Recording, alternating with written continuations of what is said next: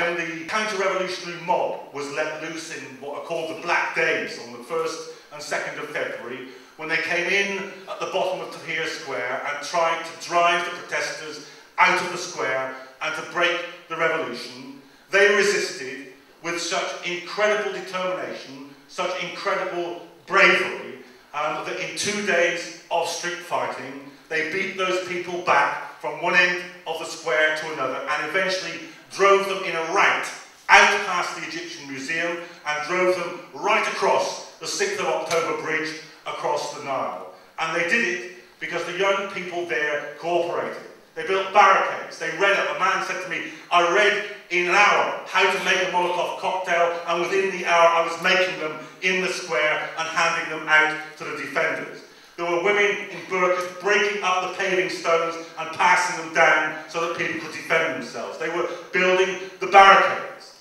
But to me, the really beautiful thing about the Egyptian revolution is that when it had used sufficient force to defend itself, it instantly reverted to the carnival atmosphere of previous days. There were squads of people, many squads of people, out with domestic brooms and pans, literally cleaning the square. On the last day I was in Tahrir Square, they painted the curbstones, repainted the curbstones, black and white in the old way, and then put 100 or perhaps 200 stewards around them, so that the rest of the crowd wouldn't step on them. It was the best after party in the world to be in Tahrir Square on the night that Hosni Mubarak fell. 2 days later, I was going across town in a cab, and the cab was going up a street, and facing it, parked the wrong way down the one-way street, was an unmarked police car. Now, in the old days, believe me, there is nothing that would have induced any Egyptian to challenge an unmarked police car doing whatever it liked in the streets of Cairo. My cab driver stopped the taxi, got out the door, and started screaming at the police car, "Back up! Back up! This is over! Don't you understand? This is over!" And it is over for the Mubarak regime. It is absolutely over that they can treat their own population like that. That will never be true again. And the millions back into Tahrir Square again today show that it will never be the same again for those people. The Egyptian revolution isn't over. It isn't over until every last vestige of the old regime is gone. And that's why they were back in Tahrir Square today. That's why the strikes, which were so important in ending the regime in the last 2 days, the straws that broke the camel's back were the strikes and the divisions in the army, built on top of the massive base created by that incredible mobilisation. It won't be over until those people feel that they control their own society. It won't be over until every last corrupt minister is gone, until every last vestige of the military is driven out of public life. And not only that, in the last few days, the strike wave after Mubarak went has grown in the most enormous and spectacular way. And why shouldn't it? Why do you think that people would do that in Tahrir Square, but go back to work and do what the petty Mubaraks, the mini Mubaraks in their workplace tell them to do? They aren't doing that. 24,000 Mahala textile workers on strike, indefinite strike today. 6,000 Suez Canal workers on strike today. Bank of Egypt workers on strike today. Bus workers, transport workers that struck in the final day that drove Mubarak from power, back on strike today. It won't be over until those people have a life. And there's a lot of people, 40 million people, living in Egypt, half the population, on under $2 a day. We were involved in a thing called the Cairo Conference through the last 10 years. We've brought together activists from around the globe and from this country in Cairo. In my last day in Cairo, I got together with people in the left, in the Nasrite movement, from the Muslim Brotherhood, with the sponsors of the last Cairo Conference, and we said it's time there was another Cairo Conference. It's time there was an international solidarity conference in Cairo. They are working now to make that happen within the next 8 weeks. I want hundreds of people, from trade union branches, from political organisations, from campaign groups, hundreds of people to come from London, from Britain, to Cairo to salute the Egyptian people, to show them how much we stand in solidarity with the Egyptian revolution. Be there on the 26th. Look out for the information about the Cairo conference, and then we really will have made the Egyptian revolution and the revolution in the Arab world into a turning point in world politics.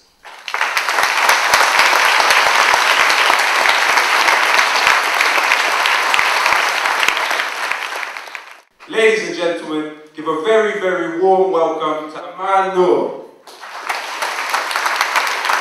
2 weeks before the 25th, people started to think about, a group of people in Egypt started to think about having a demo against the police brutality on the 25th. And why we did choose the 25th, it was because the 25th is the day for the police in Egypt. They have parties. I mean, the Office of Interior normally has parties on that day. So we said we're gonna have this demonstration in Tahrir Square on the 25th, just to send a message saying no to the brutality of the regime and the brutality for the Office of Interior. And I had a discussion on the 24th with those who organized this. It's a group of 13 or 14 people. About 5 of them are my friends, and we had this discussion. We had a chat on Facebook. Facebook is amazing, by the way. And I asked a question. I asked them, what do you think about tomorrow? What is your expectation? And the answer was, if we get 10,000 people tomorrow, this will be a success. And then what happened on the 25th? It was a revolution. And in 18 days, between the 25th and the 11th of February, we got rid of Mubarak. My sister, she was in Tahrir Square at that time. I was in London. And she was telling me the story after his second speech, when the thugs, he sent, and his gang, they sent some thugs to attack the protesters in Tahrir Square. And my sister, she used to deliver, her task was to bring water to those who are fighting in the front line. And there was a boy, a 12 years old boy. He was responsible for protecting her and tell her where is the right way to use and protect her from the Molotov and from the stones. And she told me that this boy, by the end of the day, he was shot dead by a sniper from the from the Office of Interior. He was 12 years old. And when I got these phone calls from people who were asking me and were asking my friends to stop what we were doing, I told them this story. My third story, this happened to me myself when I went back home. This was the last day. We decided to go. We prayed the Jum'ah in Tahrir Square, and it was amazing. Millions of people. I stayed there for about 3 or 4 nights continuously, and then we decided to go to the presidential palace. This was after his third speech, and it was about 15 to 20,000 people in front of the presidential palace. And I can tell you, when we were going to the presidential palace, we were a bit afraid. I was a little bit afraid. It was a hard decision to make, because normally the presidential guards, their allegiance is to the president, not to the army, and they are willing to kill you and to shoot you if they want. But still, when I was looking at the eyes of each person who was protesting in front of the presidential palace, they were willing to sacrifice their lives for their country. And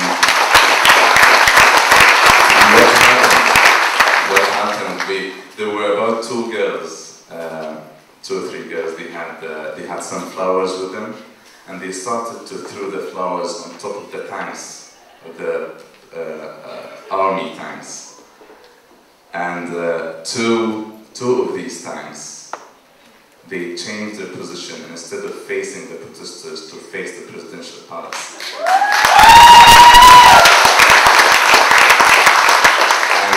And at this moment, we knew that it's going to happen. So we kept chanting and being more loud and more loud and more loud. And then a guard came out of the presidential palace and he said, he stepped down. We didn't believe him in the beginning, and we kept chanting, people want to get rid of Hosni Mubarak, people demand to get rid of the regime.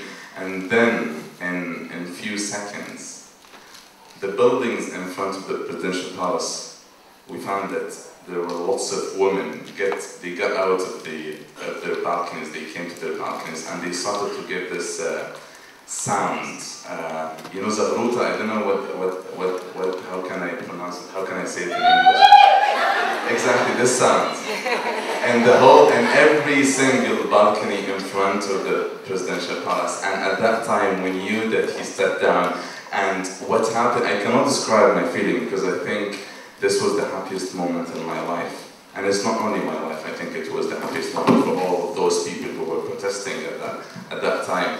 And we were praying, dancing, laughing, and crying at the same time. Egypt is different now. This is what I can tell you. After the first day after he stepped down, and for another 3 days after, I used to go out, to wake up in the morning and go out to my balcony and say freedom loudly 3 or 4 times, hooray in Arabic. And people, actually in the neighborhood, the first time I did it, people started to say it, to keep repeating it. And the feeling was amazing. The feeling is, I cannot describe it, to be honest. If you go to Egypt now, I think you will smell freedom. You will feel freedom. Thank you very much for giving me.